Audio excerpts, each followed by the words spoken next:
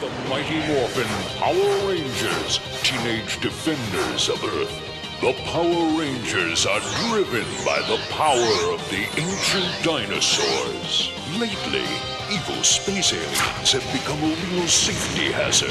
Earth's only hope, the Power Rangers. Oh yeah? No one can stop us. Just let them try. Okay. Mighty Morphin Power Rangers, too hot to handle.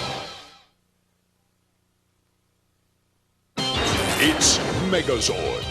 When evil space aliens threaten Earth, the Mighty Morphin Power Rangers, in their Dinozords, morph to become the Megazord. The Megazord is part of the Mighty Morphin Power Rangers Ultimate Battle System. Hey, I thought you were driving. Me? I thought you were. Mighty Morphin Power Rangers, too hot to handle. Even Megazord isn't powerful enough. The Mighty Morphin Power Rangers summon Dragon Zord and Titanus, the motorized carrier Zord. They morph with Megazord to form the ultimate battle machine, Ultra Zord. Say, who's watching where we're going? Huh? Not me, I'm not. Uh-oh. Mighty Morphin Power Rangers, too hot to handle.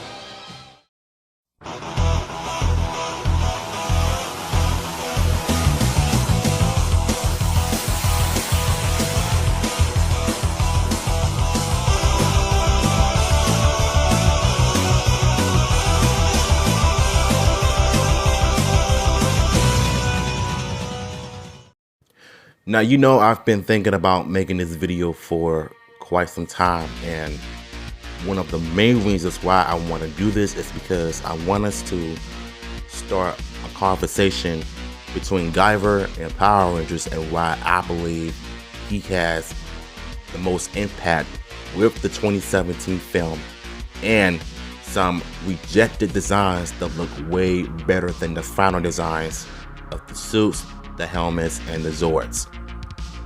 So if you see this thumbnail, I think you would understand one of the main reasons why I'm doing this is because of Guyver. So last night I was watching Guyver anime and it made me think of the Power Rangers 2017 and what could have been done right. So with that being said, let's get into why I believe Guyver is cool. So Guyver pretty much changed everything in terms of manga, anime, and now 2 live action films in the 90s.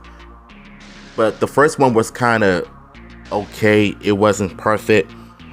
It definitely was kind of cheesy in times, but I guess that's how live action anime movies are nowadays. But the second one, however, was way better because of the fight scenes, and the plot is pretty cool if you ask me.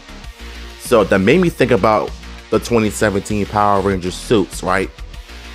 These suits alone pretty much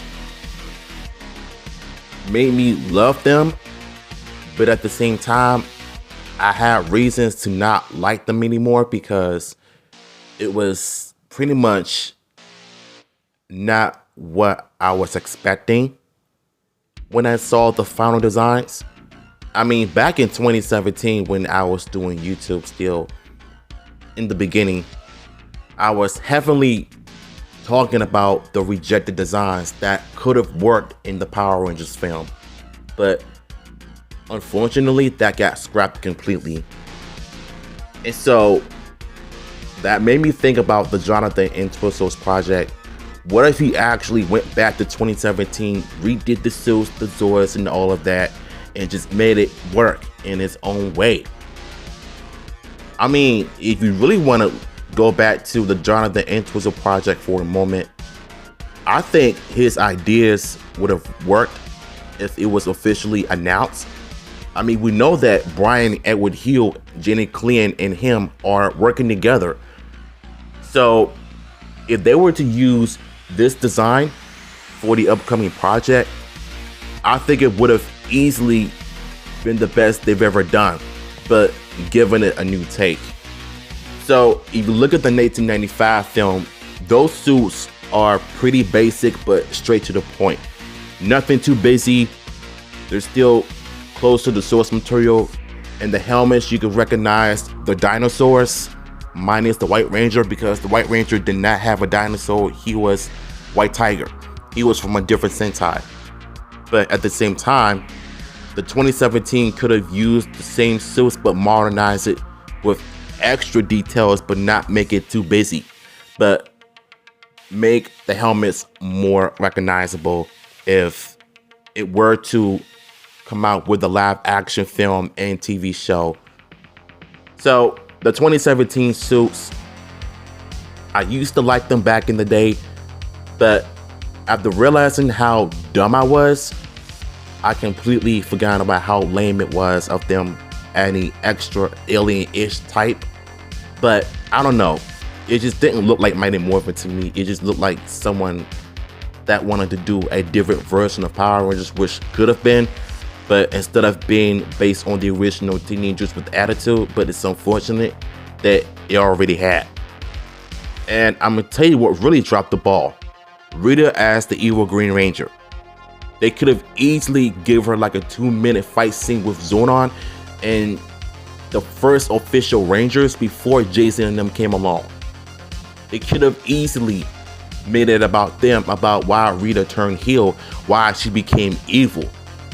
In the beginning of the 2017 film, it opened straight up with Zord and Rita.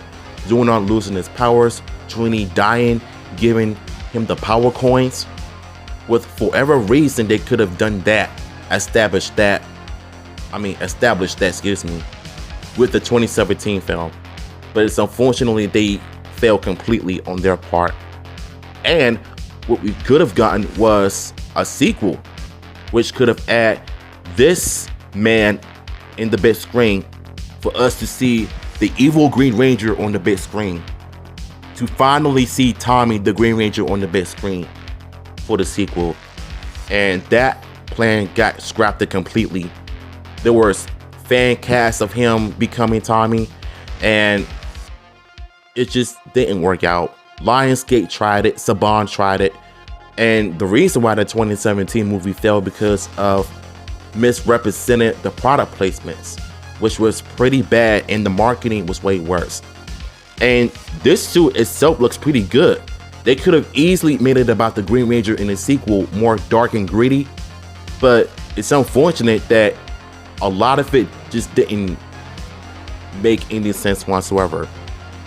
But I found this on Google last night, and I just had to make this video because the Guyver suit made a huge impact into these rejected Power Rangers designs. These look really cool. So instead of them making it about the original Mighty Morphin Power Rangers, they could have easily made it about a new team, which Jonathan Entwistle is doing, but it's way different. But these designs are way cooler because you can tell it's based on Mighty Morphin Power Rangers, but with a different team that is not named Jason, Zach, Billy, Trini, and Kimberly. But you know what? These suits alone are the reason why the 2017 movie sucked. They could have easily used these to make it more successful.